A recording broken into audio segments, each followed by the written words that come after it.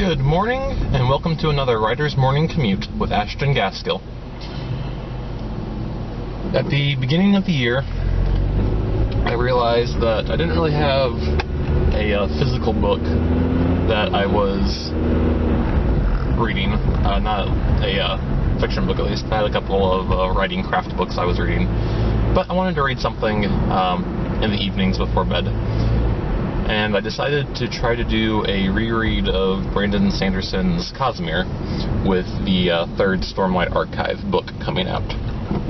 I also had just received Arcanum Unbound for Christmas, and I wanted to kind of refresh my memory on some of the older books, their plot lines. I wanted to re-experience Mistborn, because when I read it, it blew my mind. It was my favorite book. It quickly took my favorite fantasy book spot, and I wanted to see how it held up. I remembered not liking Elantris very much originally, and decided to, I wanted to give it another try. So I had a lot of things I wanted to taste. So I started reading. I read White Sands out of Arcanum Unbounded, and then I went into Elantris with the idea of reading each world's books and then trying to put the short stories and novellas from Arcanum Unbounded into their proper spot chronologically from there. So basically trying to read the Cosmere as we have it so far in chronological order to the best of my ability.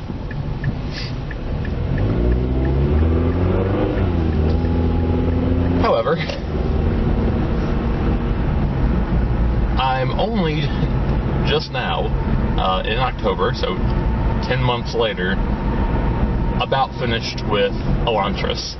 I have not gotten very far. I have at this point, but it took me a long time to get through this book. And that's not the book's fault, that's just because I haven't read as much in physical form. I've been mostly listening to audiobooks and reading on my my Kindle app. However, I thought I would discuss a little bit about my thoughts on Elantris on its second reading. The first time I read it, I had barely really gotten into writing at all. I hadn't really studied the craft at all. I hadn't listened to Sanderson, etc., and others podcasts, Writing Excuses. I hadn't watched his YouTube series on his classes, university classes he taught. I hadn't read any blogs. I didn't really know anything about the craft. And now that I do, sometimes knowing the craft kind of ruins books for me. I feel like studying books kind of ruins your ability to read sometimes, and what might have otherwise been a fine and enjoyable book, suddenly you're nitpicking small details that don't actually matter to most readers. That wasn't really the case here necessarily. There were a few parts that were kind of slow. My biggest complaint is that, and I know this is a complaint that lots of people have, is that he sticks to this rotating POV structure so rigidly for most of the book, where each chapter is someone else's point of view, and we go through them each individually in the same cycle. Character 1, Character 2, Character 3, Character 1, Character 2, Character 3. And that would be fine if Character 3 had more stuff to do. But, for the last half of the book, Character 3 kept having chapters, despite the fact that they were only, a page long. And I think it really needed, the story overall would have really benefited from trying to shave away a bit of Character 1 and Character 2's stuff. So I do feel like some of that was Rowden and Serene. Some of that could have been simplified a bit. It dragged in portions. But Hrathen, there's so many chapters of, oh yeah, and here's what Hrathen's up to. Okay, back to the other two.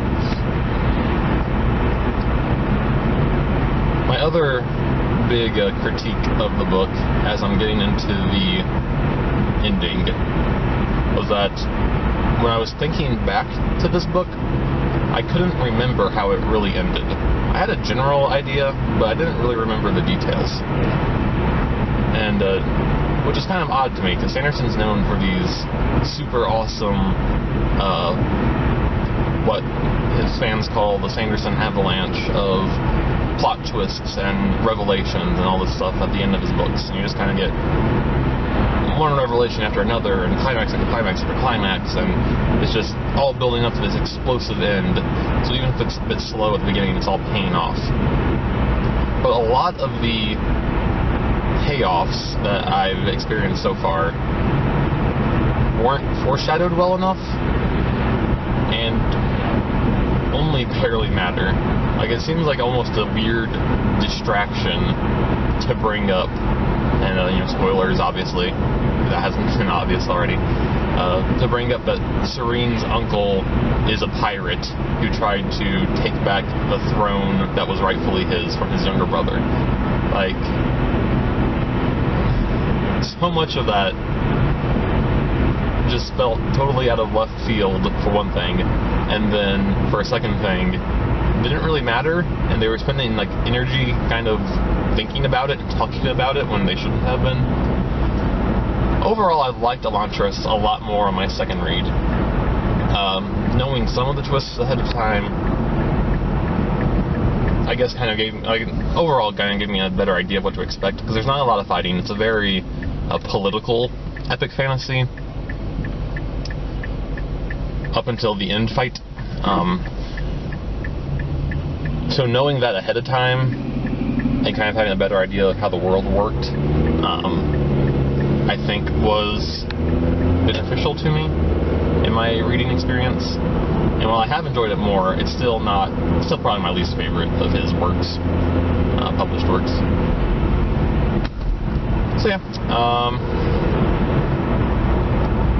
foreshadow your plot points, guys. Make sure everything is properly motivated emotionally. Thank you for riding with me. I hope you have a great day.